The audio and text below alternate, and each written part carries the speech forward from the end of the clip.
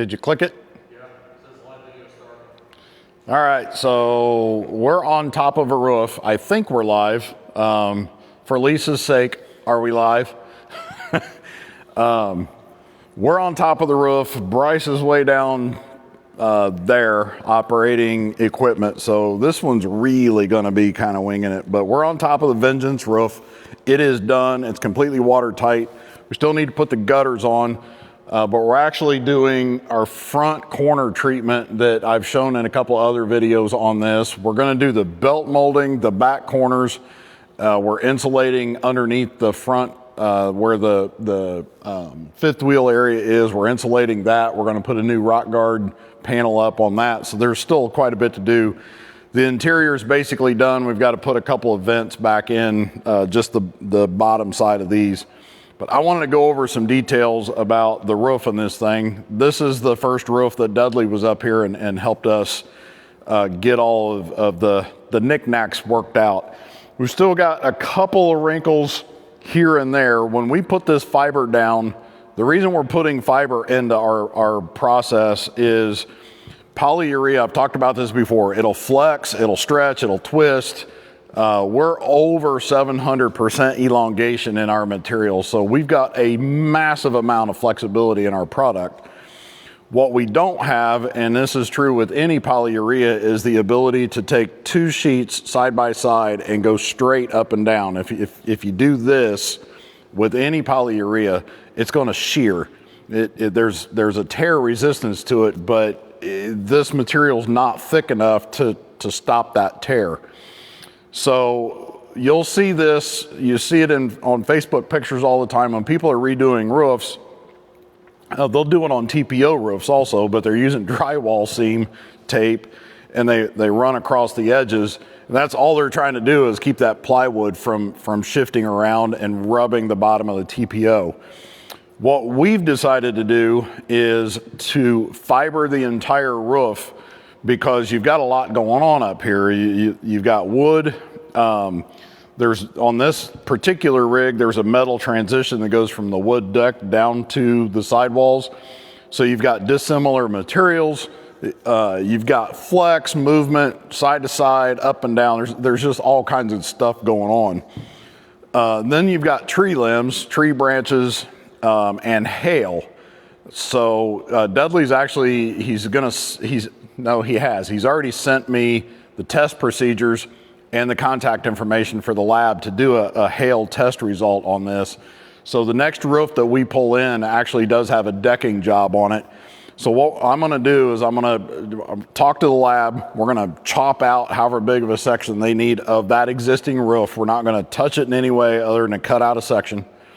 I'm gonna build our roof into a section and I'm gonna send them both off for testing. I already know, just by the nature of this stuff, that the resistance to hail damage on our roof is massively higher than anybody else because of the fiber.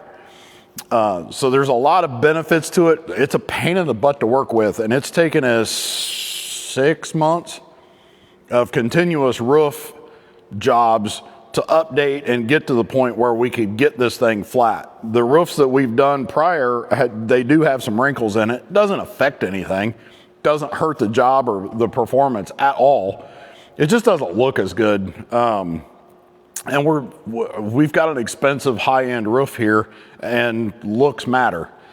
So Dudley came in, we worked with this thing. We've got a couple new processes in the fiber laydown that we've got. We've got some new material that we've got in, and it works phenomenal, so thanks for that. But this is what our roof looks like. The footprints are optional. We will clean these up, but we've been up here, we put everything back together. You're gonna hear me talk all the time about curbs. Follow me down here, Noah. This is what our curb looks like. It's black because this polyurea is specifically blended to do what it's doing right now, which is take shape. I'm not using a super expensive aliphatic. This is just an aromatic polyurea. So it's gonna color fade over a little bit of time. The black doesn't hurt anything. The heat's not gonna matter. The sealants that we're using are exterior grade commercial sealants that have been around in the construction industry for a long time. The sealants don't care about the heat. They're designed for it. They're rooftop sealants. So we just stuck with black because it's easy.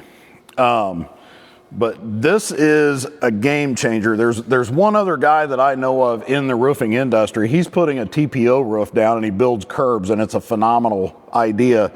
The problem with TPO, everybody knows, you drag it underneath a tree limb, you got holes.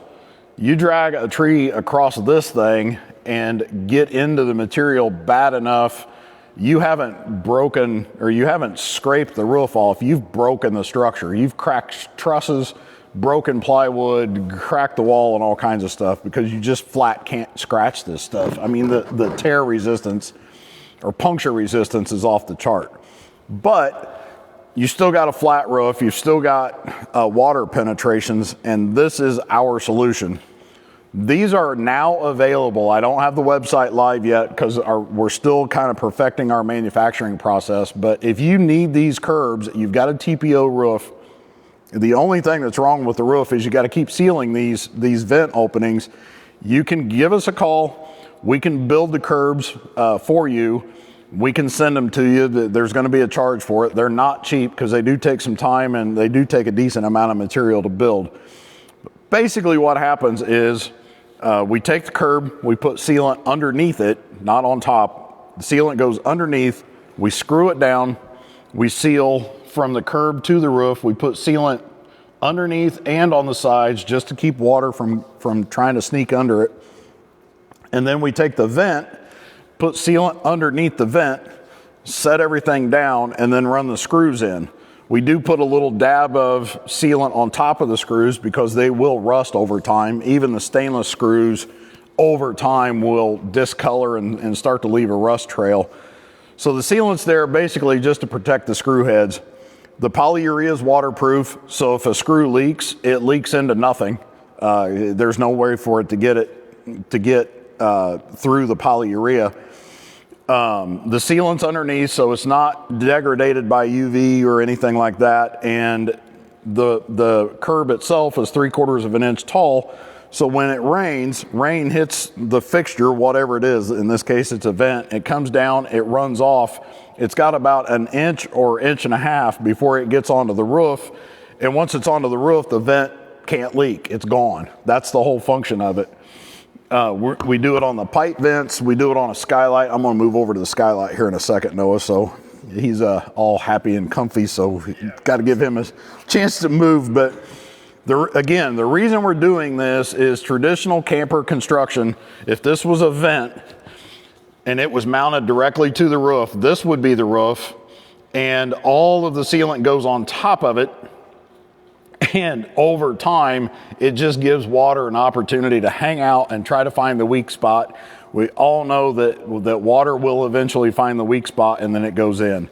This way, I'm not saying that it can't leak, but my goodness, we'd have to screw up. And if it did leak and we screwed up, we're in here fixing this anyway because that's just what we do. When you see the skylights, any roof that we do, we always put a new skylight on. And this is not going to look like anybody else's structure. Again, it's up on a curb. We don't care about the water trying to hit the skylight because even if the water was over here, water comes down here, it's going to run off either direction. Even if it sits here, it's not going to go up 3/4 of an inch.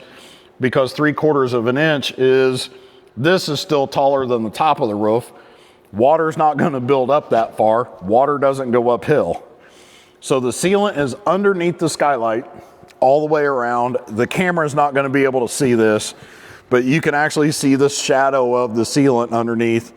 We screw it down and then we put sealant on top just to cover up the screw heads and make sure everything's right.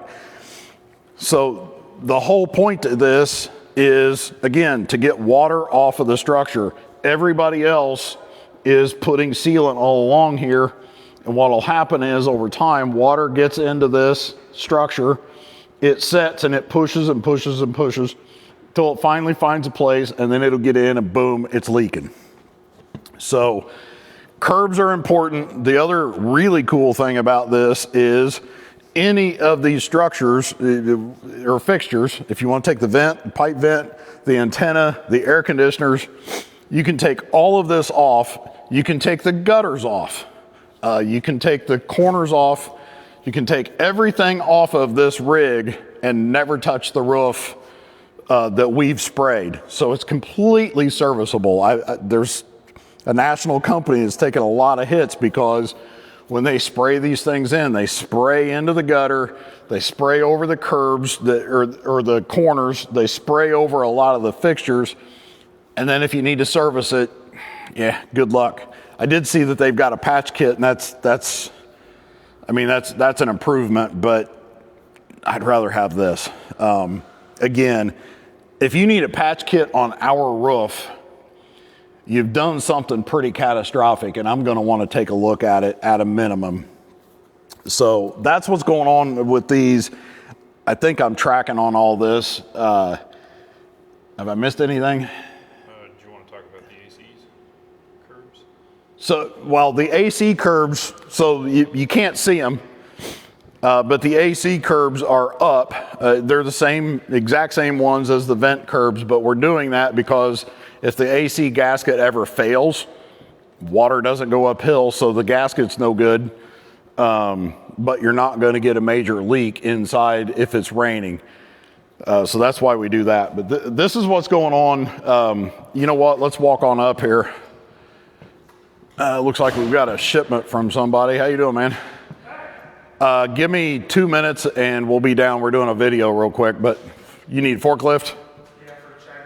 All right, yeah, we've got a shipment, so I'm gonna cut this off. But another thing that we do different is we seal in the top of the nose cap. So in your traditional roof, the TPO is gonna come up. The nose cap is sitting here, the TPO is gonna come down and lay underneath it. And then there's a seam right here.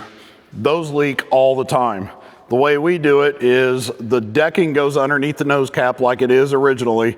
So the nose cap setting here, the decking setting here, and then when we spray, we actually spray over the top of it, and we've got a transition that we put in that we stick to so that when water comes down here, it's got nowhere to go but off.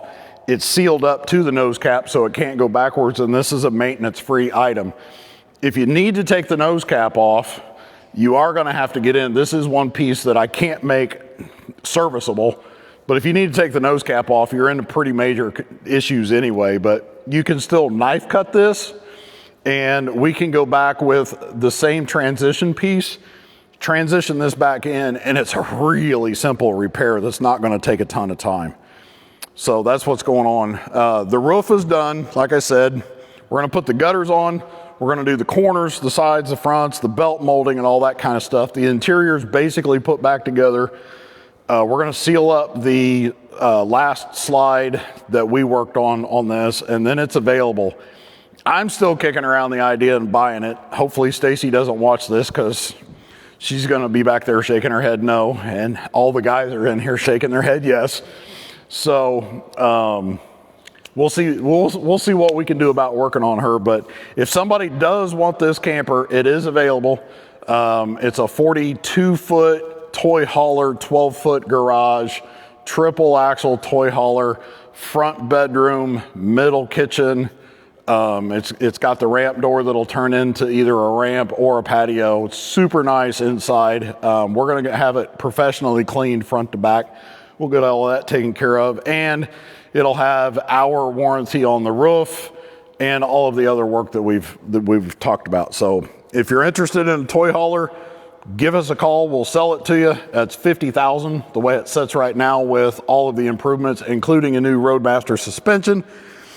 And we will take trade-ins. We've already had a couple of people inquire about it. Nobody's bought it yet, but if you've got something that's got an issue, and especially if it's something we can fix, then we'll take it in on trade. You can take this one, haul it off in basically a brand new rig almost. So I think I've covered everything. I've rambled enough. And Bryce, go ahead and click the button. We've got a delay here, so I'm going to stumble around for just a second. It's